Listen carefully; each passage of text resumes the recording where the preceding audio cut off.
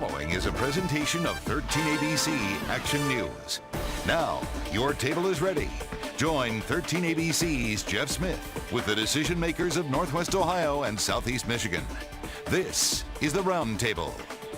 Each and every week here on the Roundtable program, we like to highlight some of those really good stories in Northwest Ohio. Coming up in our second segment, we're going to talk about a program down at Bowling Green State University, a play that's going on down there, a puppet show dealing with a horror classic. You think puppet show, you think kids, well, this one, not so fast. We'll get into the discussion about Frankenstein down at Bowling Green State University. But first, back to one of those really good stories about what's going on here in the community. Great to have Harry Cummins back from the International Boxing Club in Toledo joining us here on the Roundtable. Harry, good to see you. Thanks for having me. We brought along some guests with you to talk about what opportunities are out there, what you are providing for some of the young people of Toledo. Dr. Paige Armstrong from UT's Honors College, also with Daniel Steyer joining us from the Honors College, a tutor for your program.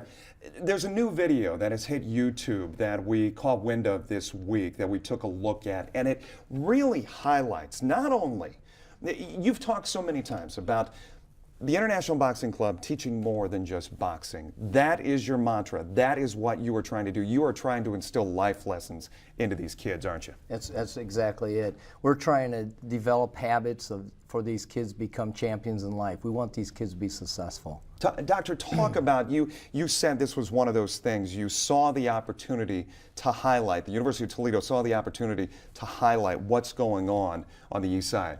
Well, I had met Harry before through a different organization, and we'd been wanting to get a really stable, long-term tutoring program going with our students, because we have students from all across the university, so we can tutor in any subject. And I thought Coach would be a perfect match. And that was, we were just talking about it, I think 4 years ago, and he's been bringing kids to our college every week. Yeah. I have a group of students that meet, they all just show up and we tutor for an hour or so, and it's been a really successful program. I mean, from my point of view, I've watched his kids, you know, go through the years and really improve, and then it's been a great experience for our guys. Harry, it's always been more than just about athletics for what you're trying to do for these kids. For people who aren't familiar with the story of how IBC got started, and bring them up to speed, obviously just a year ago, I think it was, we were talking about financial problems and the closing of the center and then the reopening of the center. So bring people up to speed. Right. When I first started the program, I wanted to get kids off the streets, get them out of the gangs, the drug scenes, all the negative activities. So then we started developing a really good boxing team. So we signed up for a national tournament, and I had to take the kids out of school. So I had a meeting with the kids, and I asked, "Are you passing?" And I naturally, "Oh yeah, we're passing." I said, "Well, I'm going to go up to school and I'm going to talk to the teachers." So I went up, visited the teachers, and I found out 75% of my kids was failing. And I came back to the gym that night and sat the kids down and said, "We're not going to the tournament." I said, "You don't understand how important education is." And I said, "You're not going to get anywhere without education." So the light bulb went off in my head. I started a learning center, started helping the kids with the homework, you know, help assisting them and trying to improve their grades. Some kids quit. Some kids stuck with it, and the kids that stuck with it, I was so proud, because, you know, I've ended up going to their high school graduation. Some of them moved on to college. And it was a real grassroots effort to keep the Learning Center going, wasn't it? Yes, it was. Yes. As far as raising money, that kind of thing. How tough was it? It was really tough, and I credit the Stranahan Foundation. They was the first organization to step in and help us. We asked for help, and we needed computers. And I went to Stranahan Foundation, and I said, "We just don't want you to buy us computers. We want to teach the kids how to build these computers." So we started out with 4 kids. They learned how to build these computers, and they did their flow charts, and they started teaching other kids. Yeah. So that was like our foot in the door. And Stranahan Foundation, I give them so much credit. They believed in us. They stepped up to the plate and helped our program. From punching the bag to punching the keys. Exactly. Yeah, definitely. Exactly. Doctor, talk about what you have seen as far as the growth of this program. Well, the thing that really struck me, and I still get a kick out of this, is the first time the kids came, they come onto campus, and I have a great big classroom, and we all meet in there. Intimidating? And they were petrified. Yeah. And you could tell they were scared just to walk up the stairs. And they're we're on a college campus, and within a couple months, it's just really interesting to watch how comfortable they are, and then the relationships they build with our students, where they look forward to meeting that person again and seeing them every week. And that's been really a positive thing for me, because I like to think that for every kid that goes through that experience, they realize, I could do this. I could be here someday. It's not out of my reach or out of my realm of possibilities. Talking about the International Boxing Club here in Toledo, it's joint efforts with the University of Toledo Honors Program, Honors College. Daniel Steyer, originally from the Findlay area, you're getting ready to graduate here pretty soon in chemistry, going on to bigger and better things in grad school. You got involved with this program 3-4 years ago. Talk about just your, I guess, experience with these kids, and I guess let's go back in your mind to the first one you ever met. Who was he? Who was she? What was their life like? And how did their life develop and change over the next couple of years? Let's see, the first group of kids was about 3 years ago. I believe the first one I met was Trayvon. He was one of the greater success stories of the program, I believe. He was a fantastic leader. Everyone followed his lead. Good student? Good student. He sounded like he was a great student. It was a pleasure working with him. He didn't have a great background, didn't Family life? Family life was poor, school life was poor, and he really turned it around when he got to the program. Yeah. And so it was great to see what this program could do for the kids, and then I realized as a part of this program, I can also help these kids achieve this level that is so desirable. Was it more along the lines of homework? Are you sitting down with them trying to teach some of the stuff? I mean, are you showing them molecules? Are you showing them, the table of elements, that kind of thing? So yeah, as a chemistry student, I primarily am given the chemistry assignments, but I'll work with anything, help them out with the homework, maybe just shoot the breeze, talk about how their lives are going. Sometimes they just need someone to talk to. But yeah, the primary focus is just helping them do well in their schoolwork. As Coach said, education leads to a successful life. Yeah.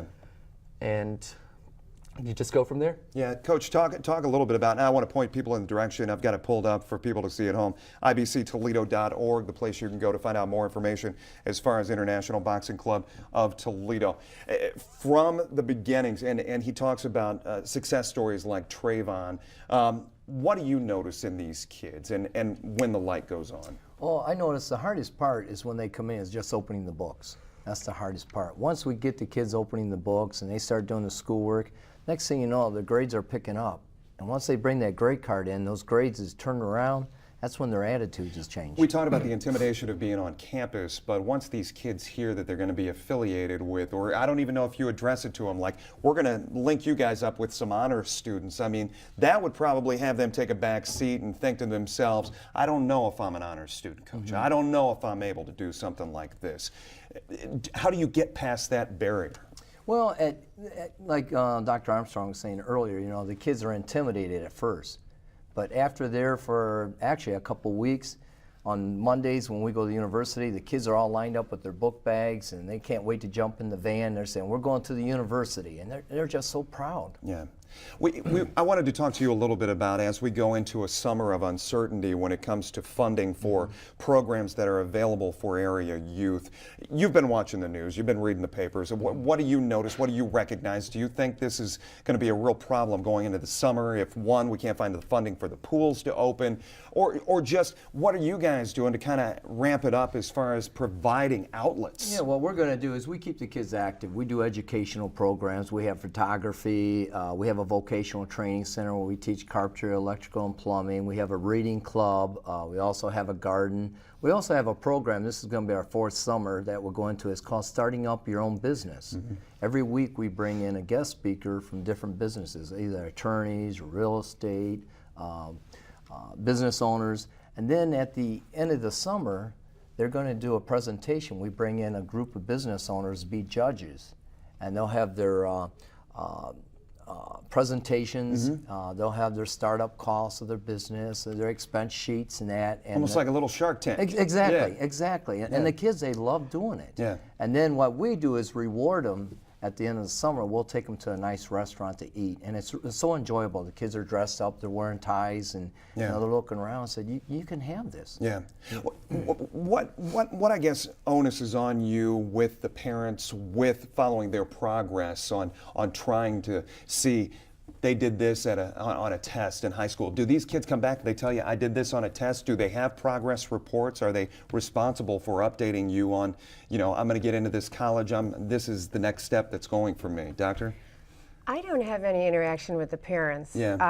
I'm scared enough of Harry just by myself. Oh, my but I guess, do you feel like that's something you guys, any responsibility there? Well, we were just talking about a boy that was in the program last year and how difficult he was. I mean, he'd come in and it was a stone wall. It was, you know, I don't have any homework. I don't need to do anything. What got him there initially?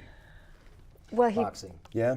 Boxing. Okay. Yeah. And this kid this year is the leader. I mean, he's completely turned around. You would know it's the same guy. And he's a sweetheart of a kid, but just, you know, it took him that year to start to find himself. So, you know, I see the weekly results, and it seems like it's a short period of time, but just week to week, you see the little differences where people will start to get a little more confident in what they're doing. Yeah. And also, I think it really helps to know that the same group of guys are going to be there every week. You know, I think Committed. they're committed. They care about them. It's like you're not just going to do your homework. You're also going, like Dan said, to kind of shoot the breeze a little bit, have someone to talk to, and there's not that much difference. So again, I think it gives them this idea that to succeed in that way is really an attainable goal. I would ask you, and I'm going to also ask them, how important, walking away from this, at the end of this experience, how important was it that you were there? I mean, it was incredibly important. The immediate effect is obviously we help these kids do well on their homework, do well in school, but both sides benefit in the long term. They gain skills that help them throughout their lives. Hopefully they become harder workers, they become dedicated to their communities. And then there's also something to be said about doing volunteer work. As a student, we're preached to work hard in our schoolwork and try to be successful in our careers, but as far as I would consider personal development, that's put on us. More of a human side of It's the things. human side, so it's been great working with the program to develop me, Yeah. you know? Yeah, great. I mean, I could end it right there, but I will give you the last word, Coach, talking about just how important and why it's so important doing what he does. Oh, it's so important to see these kids turn their lives around. You know, it makes me so proud when I attend their high school graduation and someone's going to college. We've had 4 of our students actually graduate from the University of Toledo, and it just makes you so proud. This video we've been showing during the course of this conversation, you can find it on YouTube under International Boxing Club. Once again, put together as you see it right there. Another one of the success stories being highlighted there in the video. Harry, also Dr. Armstrong, and Daniel, thank you so much for taking the time to talk about this great program. And obviously, I think you're going to be kind of busy this summer with a lot of activities. I hope so. You bet. Stay right there. We've got more to come here on the Roundtable right after this.